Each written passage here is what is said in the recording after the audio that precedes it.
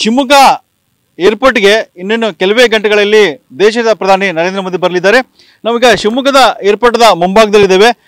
ಶಿವಮೊಗ್ಗದ ನರೇಂದ್ರ ಮೋದಿ ಅವರು ಬರೋದ್ರಿಂದ ವಿಶೇಷ ಒಂದು ಫ್ಲೈಟ್ ಬರ್ತಾ ಇದೆ. ಆ ಫ್ಲೈಟ್ ಮೂಲಕವಾಗಿ ನರೇಂದ್ರ ಮೋದಿ ಅವರು ಶಿವಮೊಗ್ಗ ಏರ್ಪೋರ್ಟ್ಗೆ ಬರ್ತಾರೆ. ಶಿವಮೊಗ್ಗ ಏರ್ಪೋರ್ಟ್ಗೆ ಬಂದ ಬಳಿಕ ಅವರು ರೋಡ್ ಮುಖಾಂತರ ಏನು ಫ್ರೀಡಂ ಪಾರ್ಕ್ ಇದೆ, ಬಹಿರಂಗ ಸಭೆ ಕಾರ್ಯಕ್ರಮ ಇದೆ, ಆ ಸಭೆ ಕಾರ್ಯಕ್ರಮದಲ್ಲಿ ಭಾಗವಹಿಸಿದ್ದಾರೆ. ಈಗಾಗಲೇ ಏರ್ಪೋರ್ಟ್ ನೋಡಿದಿರಬಹುದು, ನರೇಂದ್ರ ಮೋದಿ ಅವರು ಬರ್ತಾ ಇರೋದ್ರಿಂದ ಸಾಕಷ್ಟು ಭದ್ರತೆಯನ್ನು ಕೂಡ ಒದಗಿಸಲಾಗಿದೆ ಏರ್ಪೋರ್ಟ್ನಲ್ಲಿ.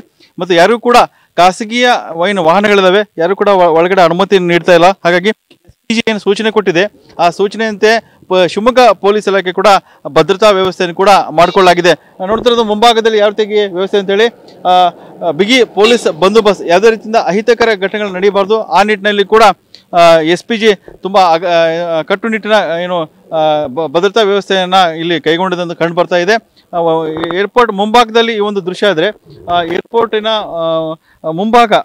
ಮುಂಭಾಗದಲ್ಲಿ ಯಾವ ರೀತಿ ವಾತಾವರಣ ನೋಡ್ಬೋದು ಅಂದ್ರೆ ಸಹಜವಾಗಿ ಕೂಡ ಜೀರೋ ಟ್ರಾಫಿಕ್ ಮೂಲಕವಾಗಿ ಮೋದಿ ಅವರು ಶಿವಮೊಗ್ಗ ಏರ್ಪೋರ್ಟ್ನಿಂದ ಫ್ರೀಡಂ ಪಾರ್ಕ್ ವರೆಗೆ ಹೋಗ್ತಾರೆ.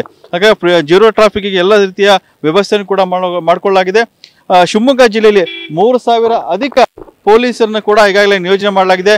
ಸಾಕಷ್ಟು ಅಧಿಕಾರಿಗಳು ಕೂಡ ನಿನ್ನೆ ರಾತ್ರಿಯಿಂದ ಕೂಡ ಕರ್ತವ್ಯದಲ್ಲಿ ತೊಡಗಿದ್ದಾರೆ.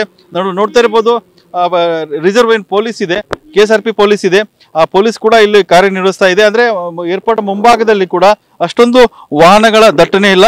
ಆ ರೀತಿಯಲ್ಲಿ ಕೂಡ ಕ್ರಮವನ್ನು ವಹಿಸಲಾಗಿದೆ. ಅಂದ್ರೆ ಶಿವಮೊಗ್ಗ ಏರ್ಪೋರ್ಟ್ನಿಂದ ಶಿವಮೊಗ್ಗ ನಗರದ ಏನು ಫ್ರೀಡಂ ಪಾರ್ಕಿನ ಹೋಗೋ ರಸ್ತೆ ಇದೆ, ಸುಮಾರು 14 ಕಿಲೋಮೀಟರ್ ರಸ್ತೆ ಇದೆ. ಆ 14 ಕಿಲೋಮೀಟರ್ ರಸ್ತೆವರೆಗೂ ಕೂಡ ಜೀರೋ ಟ್ರಾಫಿಕ್ ವ್ಯವಸ್ಥೆ ಮಾಡಲಾಗಿದೆ. ಇನ್ನೇನು ಕೆಲವೇ ಗಂಟೆಗಳಲ್ಲಿ ನರೇಂದ್ರ ಮೋದಿ ಅವರು ಶಿವಮೊಗ್ಗ ಏರ್ಪೋರ್ಟ್ಗೆ ಬರ್ತಾರೆ. ಏರ್ಪೋರ್ಟ್ ಮೂಲಕವಾಗಿ ಏನು ಬಹಿರಂಗ ಸಭೆ ಏನು ಕಾರ್ಯಕ್ರಮ ನಡೀತಾ ಇದೆ ಫ್ರೀಡಂ ಪಾರ್ಕ್ ಅಂತ ತೆರಳಿದ್ದಾರೆ. ಕ್ಯಾಮರಾ ಶಶಿಕುಮಾರ್ ಜೊತೆ ಬಸವಗಣ್ವಿ, TV9 ಶಿವಮೊಗ್ಗ.